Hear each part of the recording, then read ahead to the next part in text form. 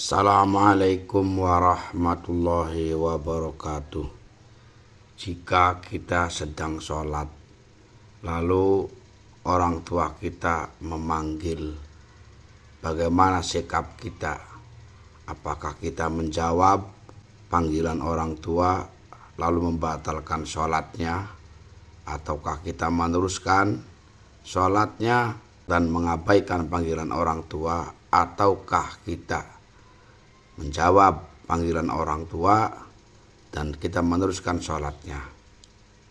Dalam masalah ini nanti ditafsil, keterangan saya ambil dari kitab Al-Baijuri juz 1 Shahifah 183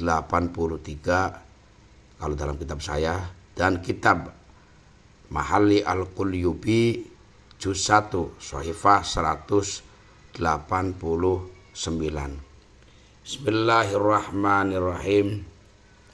Wa ijabatul walidaini, utawi njawab ing wong tua loro iku haramun, hukume haram, fil fardi ing dalem salat fardu, li anna qat'ahu karana satuhune megot fardu iku haramun haram, jaizatun tur iku wenang, fin nafli ing dalam salat sunnah.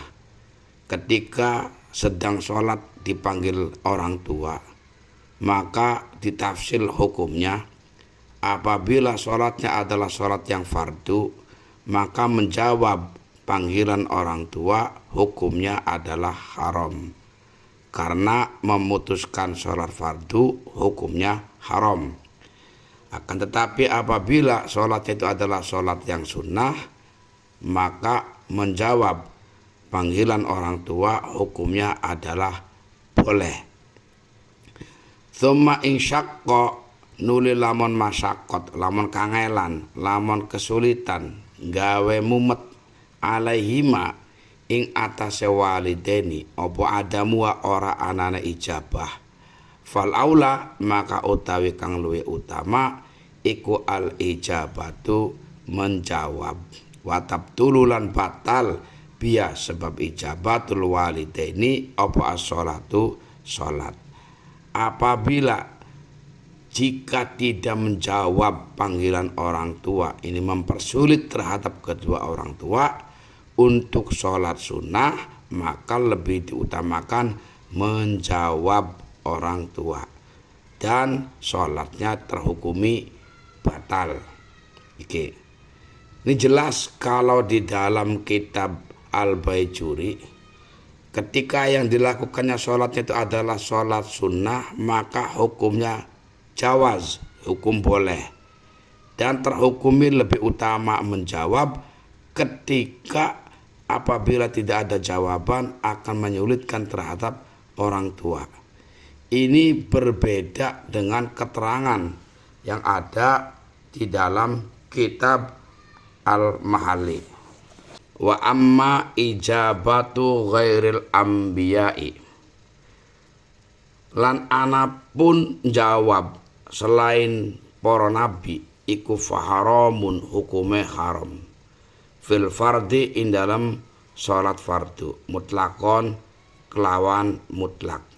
Menjawab panggilan kalau yang memanggilnya adalah bukan nabi, maka terhukumi haram pada salat fardu secara mutlak, artinya dengan adanya sababiyah atau tanpa sebab.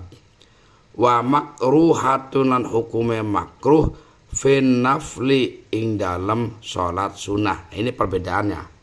Kalau dalam kitab Al-Baijuri hukumnya adalah jawaz, dan bila sangat diperlukan oleh kedua orang tua untuk menjawab maka lebih utama.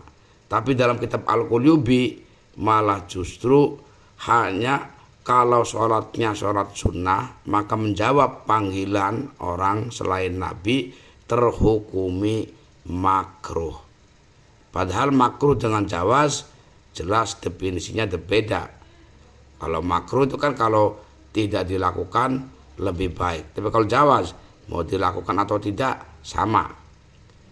illa liwalidin, kecuali kedua wong tua, wala unsa lan senajan anane walid iku wadon, au baidan atawa adoh, insya lamun masyakot alam kangelan kesulitan alaihi ing atase walid apa adamul ijabati ora anane jawab, fala tukrahu maka ora dimakruhaken. Lah kalau di dalam kitab Al-Mahali jelasnya begini, kecuali apabila yang memanggil itu adalah orang tua, sekalipun itu adalah perempuan ataupun dari jauh, apabila tidak adanya jawaban ini bisa mempersulit terhadap kedua orang tua, maka hukumnya tidak makruh. Ini beda dengan yang tadi. Kalau yang tadi hukumnya adalah aula, artinya apabila sangat diperlukan untuk menjawab panggilan orang tua, maka terhukumi lebih utama. Kalau dalam Al-Mahali maka terhukumi tidak makruh. Ini kalau seperti ini, kalau dalam kitab Al-Mahali nanti akan mengandung kesan berbeda. Wa taqyidul muhasyi utawi oleh ngoidine Imam Al-Muhasyi tabal karamat lil Qulyubi maring Imam Qulyubi tadi yang tadi dibaca dalam kitab Al-Qulyubi, al-jawaza ing wenang. Karena tadi hanya dihukumi antaranya makruh dan tidak makruh. Makanya kalau melihat di dalam kitab Al-Qulyubi, hukumnya adalah hukum boleh itu insyaqqa alaihima adamuha. Ini karena hukumnya tidak makruh, ini berarti apa? Hukum jawaz. Berarti hukum jawaznya adalah apabila tidak adanya menjawab panggilan orang tua itu bila menyulitkan, baru terhukumi jawaz dalam kitab Al-Qulyubi. Berarti apabila tidak menyulitkan maka hukumnya nggak boleh, kan begitu berarti tuntutannya. Maka saya akan keterangan yaqtadi annau illam yashqa alaihima adamuha. Yaqtadin menuntut apa qaid al-muhasyi yang di dalam kitab Al-Qulyubi, annau ing setune kelakuan illam yashqa lamun ora gawe masyaqat alaihima ing atase walidaini apa adamuha ora anana ijabah, la tajuzu ora wenang, la tajuzu maka ora wenang apa al ijabatu jawab. Berarti kalau dalam kitab Qulyubi, berarti kalau andai kata tidak menjawab panggilan orang tua, tidak mempersulit orang tua, maka terhukumi seolah-olah tidak boleh, kan begitu. Padahal walaisa kadzalik, walaisa lan ora ana apa al amru tu perkara iku kadzalik kayak mengkono mazkur, yaitu la tajuzu al ijabah. Padahal masalah enggak seperti itu. Li anna qad an-nafli jaizun, li anna qad an-nafli qarsatune mutus salat sunnah iku jaizun hukume wenang alias boleh, walau bila sababin lan senajan kelawan tanpa sabab. Karena memutuskan sholat sunnah itu hukumnya boleh walaupun tanpa sebab. Fakana maka ana aswabu kang bener iku ayakun tang ngucap sapa wong sapa ulama wal aula utawi kang luwih utama iku al ijabatun jawab ing syaqqa lamun gawe masyaqat alaihi ing atase walidaini apa adamuha ora anane ijabah. Kama kayak keterangan fi ibarat Romli in dalam ibarat Imam Romli wa ghairi lan liyane Imam Romli.